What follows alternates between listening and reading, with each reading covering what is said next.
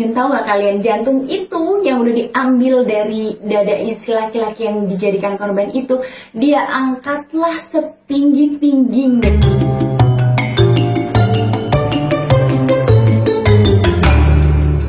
Hai, halo, selamat datang lagi di channel aku, Tamara Del. Sebelum aku masuk untuk berbagi dan sharing tentang edukasi sama kalian, aku mau minta tolong sama kalian, please subscribe dulu di channel ini biar aku semakin semangat untuk selalu berbagi edukasi sama kalian.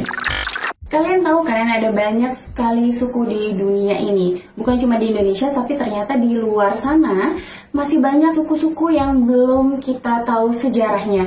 Dan kali ini aku mau bawa kalian untuk mengenal sejarah dari salah satu suku di dunia. Suku apa itu? Tepatnya adalah suku Aztec. Mari kita berkenalan dulu sama suku Aztec. Suku Aztec adalah salah satu suku di Amerika yang mendiami suatu wilayah yang bernama Tenochtitlan, atau kita sering sebut dengan Mexico atau Meksiko. Suku ini berkembang dari tahun 1300 sampai dengan 1521 Masehi. Kita sekarang mendalami tentang sejarah suku Aztec. Suku Aztec memerintah di wilayah Meksiko sekitar 125 tahun lamanya. Wah, lama banget ya. Dengan pemimpin yang berganti-ganti, sehingga peradaban suku Aztec ini memiliki peradaban yang tinggi di benua Amerika. Menurut legenda yang berkembang, suku Aztec ini berpindah-pindah dari satu tempat ke tempat lain, sehingga di tahun 1300-an mereka menemukan suatu tempat yang bernama Lembah Meksiko.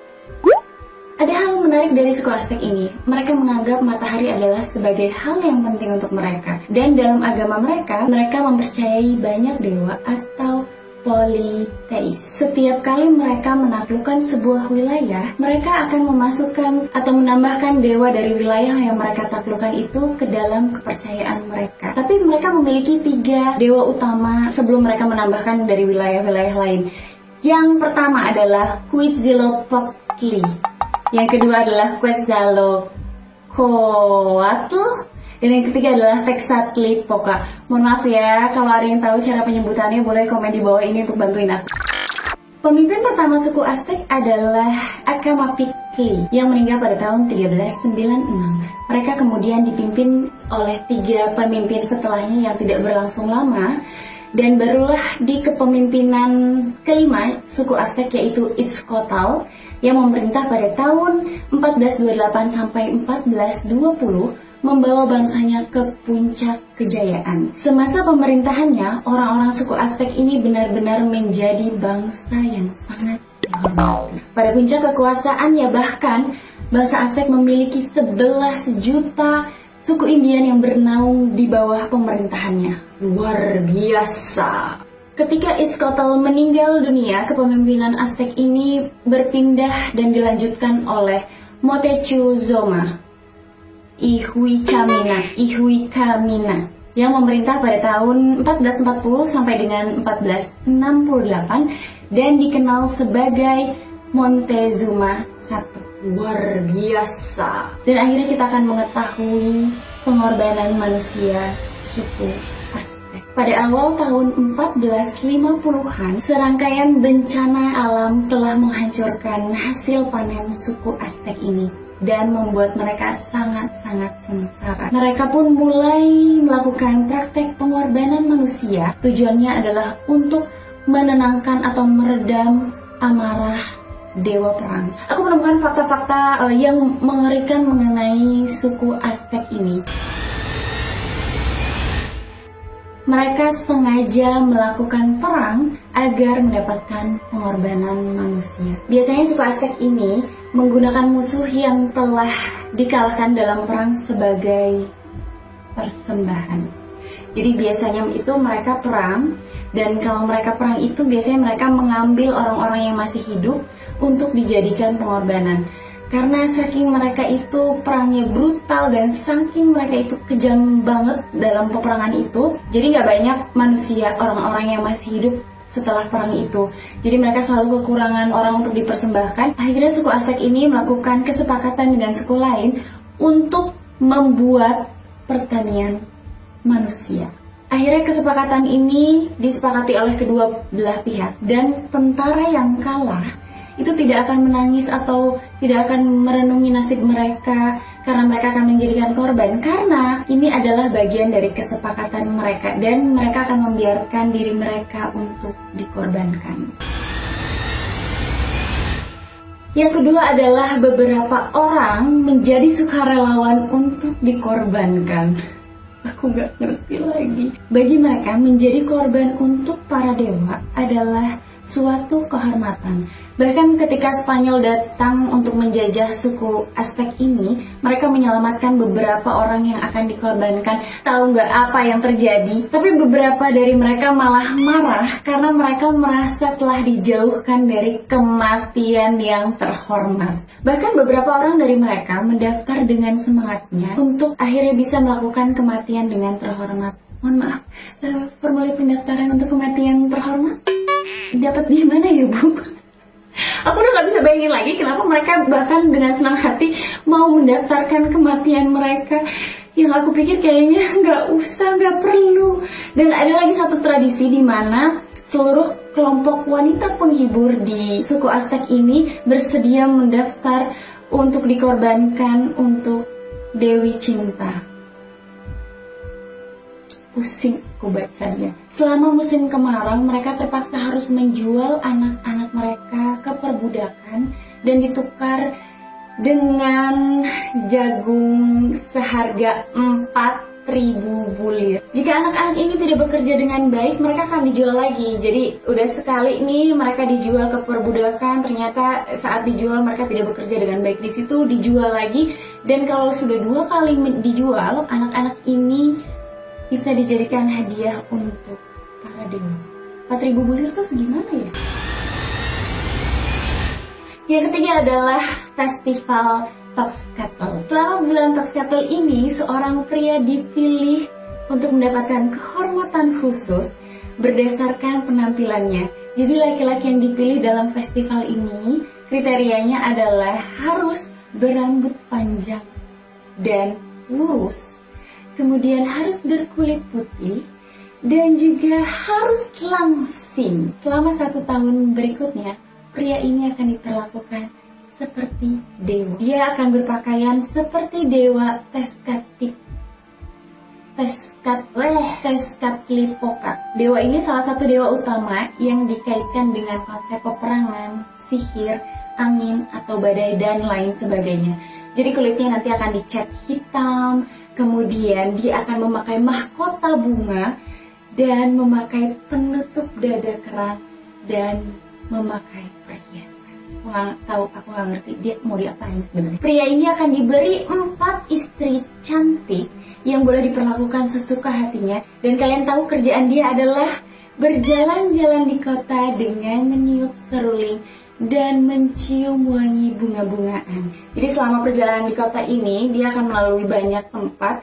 Jadi dia akan mengumpulkan pengikut-pengikutnya itu, sehingga dia akan semakin dihormati. Ketika 12 bulan telah berlalu, dia akan berjalan menaiki tangga piramida besar. Lalu ketika sudah sampai di puncaknya, seruling yang dia bawa itu akan dihancurkan. Dan sambil disaksikan para pengikutnya itu dari bawah, ketika dia sudah di puncak itu, dia akan didampingi oleh seorang pendeta yang akan mengantarkan dia ke batu atau ke altar persembahan. Kemudian apa yang dilakukan pendeta itu? Penasaran kan? Aku gak yakin bilangnya itu sama kalian. Jadi yang dilakukan pendeta itu adalah mengeluarkan jantung yang masih berdetak dari tubuh laki-laki itu. Sedih aku bacanya. Setelah itu mereka akan memilih Tezcatlipoca baru dan memulai ritual yang sama di setiap tahunnya. Fakta mengerikan keempat adalah prosesi pengorbanan manusia. Jadi kan setelah laki-laki tadi dibawa ke puncak piramid itu, dia akan ditidurkan di altar batu, kemudian dibaringkanlah dia untuk dijadikan pengorbanan. Lalu apa yang dilakukan pendeta itu? Masih ingat? Dia akan mengeluarkan jantungnya. Aku akan menceritakan sama kalian lebih detail gimana pendeta itu mengeluarkan jantung si laki-laki ini. Karena aku kesel bacanya, tapi sekaligus sedih dan miris juga. Seorang pendeta akan berdiri di dekat laki-laki yang akan dikorbankan itu. Kemudian dia akan membawa pisau yang terbuat dari kaca vulkanik. Kemudian dia akan menghujamkan pisau itu, menancapkan, menusukkan ke dada korbannya itu, membuka dadanya dan mengambil jantung yang masih berdetak.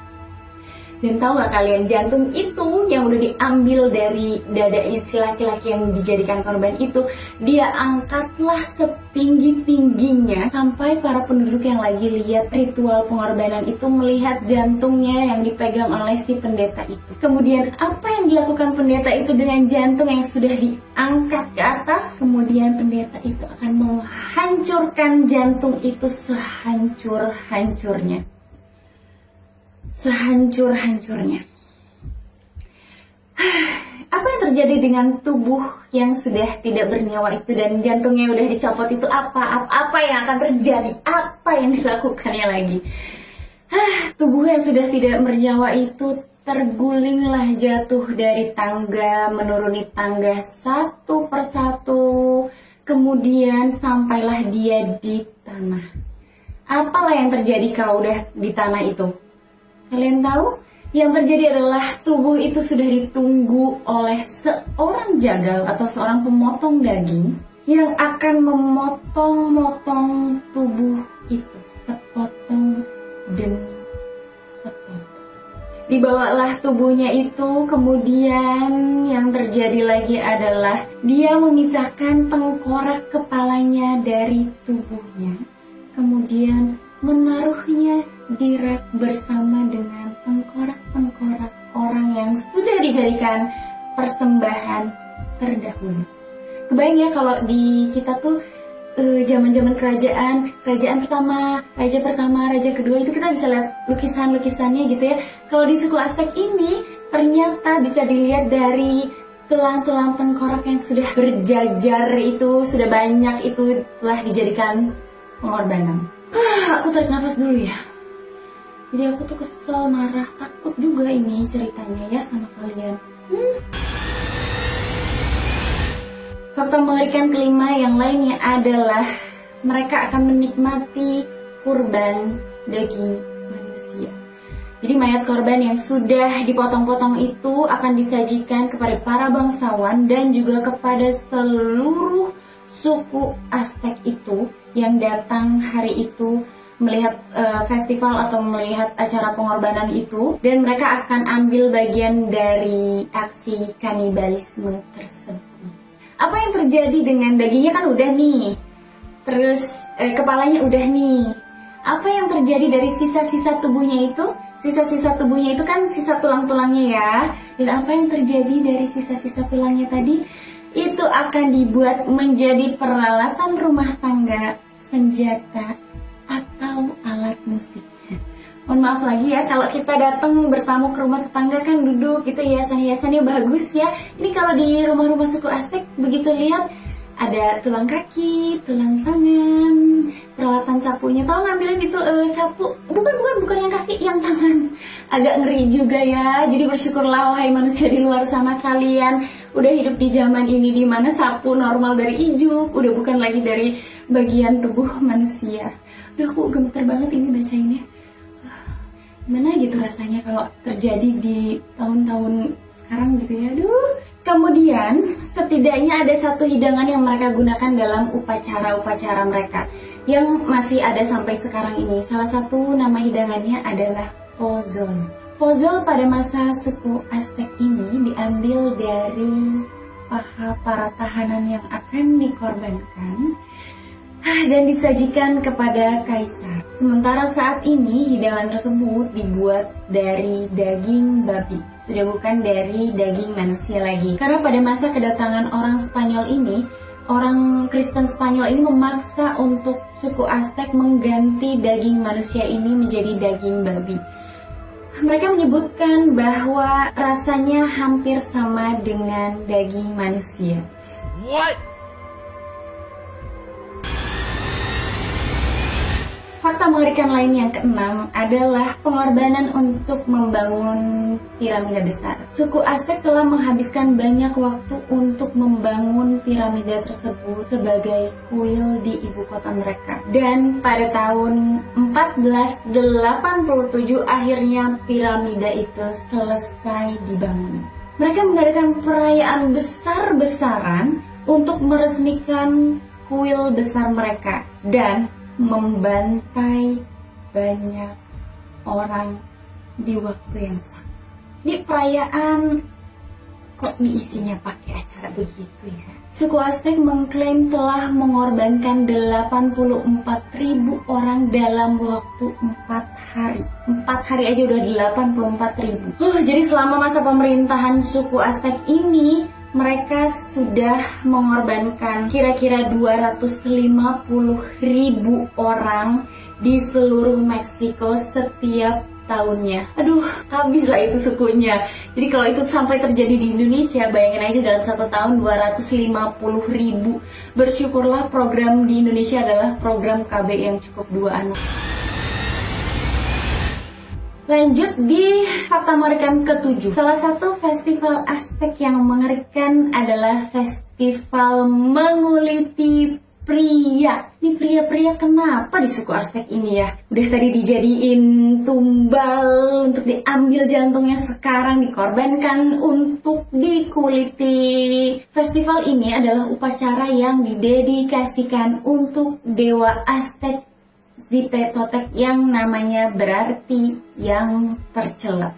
Jadi selama 40 hari sebelum festival itu dilaksanakan, seorang pria diberikan kehormatan untuk berpakaian seperti The Flayed One. Dia ditutupi bulu-bulu berwarna merah, perhiasan emas, dan menghabiskan 40 harinya layaknya seorang dewa.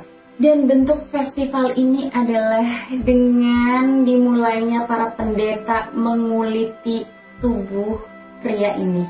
Jadi udah kayak kalau di kita itu ngulitin hewan-hewan untuk kurban gitu ya, ngulitin kulit domba, kulit sapi, itu udah kayak gitu, udah kayak biasa aja gitu buat pendeta-pendeta di sana. Apa yang terjadi setelah mereka, para pendeta itu menguliti tubuh korbannya? Kulit itu akan diwarnai kuning oleh para pendeta itu biar terlihat seperti emas. Beberapa kulit dari korban itu akan diberikan kepada pendeta dan akan dipakai oleh pendeta itu sambil menari-nari. Apa yang terjadi dengan kulit-kulit sisanya itu? Kulit itu akan diberikan kepada pria muda yang akan menghabiskan 20 hari hanya untuk bergantian mengenakan mantel kulit manusia yang sudah longgar itu. Buat apa itu? Apa enaknya pakai mantel dari kulit manusia? Suku Aztec mengadakan ritual paling mengerikan dan paling menyedihkan dari semua ritual yang mereka lakukan. Talakok adalah dewa hujan dan kilat, dan ia menuntut pengorbanan anak-anak selama akhir musim dingin ini yang disebut Atlcahoalo. Ya gitulah yang mungkin sebutannya. Suku Aztec akan membawa anak-anaknya ke kuil Tlaloc dan memaksa mereka untuk berjalan menaiki tangga. Tapi anak-anak ini bukan datang dengan sukarelawan atau dengan bersenang hati, karena mereka udah tahu mereka itu akan dikorbankan. Jadi mereka menaiki satu demi satu anak tangga itu dengan menangis. Kamu kebayang gak sih kalau kamu dikasih tahu bahwa ayo dek, ayo nak, hari ini adalah hari pengorbanan kamu. Kebayang gak? Ayo kita naikin tangga satu demi satu karena di atas sana kamu akan dikorbankan. Tapi bahkan kalau ada anak-anak yang begitu menaiki tangga untuk menuju kuil itu tidak menangis, maka mereka akan dibuat menangis oleh orang-orang dewasa ini, dan mereka akan dinaikkanlah ke tangga itu untuk menuju hari pengorbanan mereka. Ketika selesai dikorbankan, anak-anak ini akan dibawa ke gua di luar kota. Mereka diletakkan melingkar di bawah atap terbuka. Di sana, di bawah atap terbuka, hujan yang dibawa oleh pengorbanan mereka akan turun di atas mayat mereka. Ya kan, menurut aku ini bagian paling mengerikan kan, karena harus mengorbankan anak mereka demi untuk dewa yang namanya apa tuh tadi, aku lupa lah, itulah salah satu dewa itu. Kenapa harus mintanya anak-anak sih, heran. Dan kita masuk ke fakta kepunahan suku Aztec. Setelah lebih dari 500 tahun berlalu, peneliti berhasil mengungkap alasan di balik kepunahan suku Aztec ini. Kokolistli atau wabah penyakit ditunjuk sebagai penyebab hancurnya seluruh populasi suku ini. Ini bermula pada tahun 1545, di mana bencana melanda Aztec. Orang-orang mulai terserang demam tinggi, sakit kepala dan pendarahan dari hidung, mulut, dan mata mereka. Lalu kematian pun mengikuti mereka hanya dalam rentang waktu 3-4 hari. Dengan cepat populasi suku tersebut merosot, yang awalnya sebanyak 15 juta orang atau 80% dari populasi akhirnya terbunuh dalam bencana yang berlangsung selama 5 tahun tersebut. Penduduk tersebut menyebut bencana itu disebabkan oleh wabah, tapi tidak ada satupun penduduk yang yakin wabah apa sebenarnya yang menyerang suku Aztec ini. Barulah setelah 500 tahun kemudian, peneliti berhasil mengungkap penyebab setelah melakukan studi pada DNA gigi orang yang meninggal. Penyebab epidemi ini telah lama diperdebatkan dan sekarang kita dapat memberikan bukti langsung melalui DNA. Kata Asil Vagene, peneliti dari University of Tübingen, Jerman. Para peneliti menemukan jejak bakteri Salmonella enterica. Bakteri ini diketahui menyebabkan demam enterik yang berkolerasi dengan tifus. Konon katanya penjajah dari Eropa ini menyebarkan penyakit, membawa kuman dan memaparkan kepada populasi lokal yang tidak pernah bertemu dan memiliki kekebalan terhadapnya. Sementara Salmonella enterica sendiri telah ada di Eropa pada abad pertengahan. Jadi tadinya aku mau bahas dari 3 suku ini nih, ada Aztec, Inca, dan Maya. Itu aku mau bahas salah satu dari yang ini dan akhirnya memutuskan aku membahas suku Aztec ini karena ternyata suku Aztec ini lebih menarik perhatian aku untuk membahas bareng sama kalian, untuk di-sharing pengetahuannya sama kalian. Jadi kalau kalian pengen banget aku ngebahas lagi tentang Inca atau Maya, kalian boleh email aku atau DM aku di Instagram, nanti linknya aku sertakan di bawah ya. Dan terima kasih banget buat support kalian untuk aku, dan terima kasih banyak untuk waktunya yang sudah diluangkan untuk nontonin aku sampai sekarang ini. Aku berterima kasih bener dari dalam lubuk hatiku yang paling terdalam. Dan aku mau ingetin lagi, aku gak akan pernah lupa dan gak akan pernah capek untuk ingetin kalian. Please subscribe channel aku. Jangan lupa di like, di share, di komen juga. Aku bakalan nungguin subscribe kalian tiap harinya. Dan akhirnya kita harus berpisah lagi di video ini. Tapi jangan lupa ya, tungguin aku di episode-episode selanjutnya, karena aku akan selalu berbagi lagi edukasi sama kalian. Jangan lupa nyalain lonceng notifikasinya biar kalian tahu aku baru aja berbagi edukasi sama kalian. Oke, sampai ketemu lagi. Bye bye. Cepet.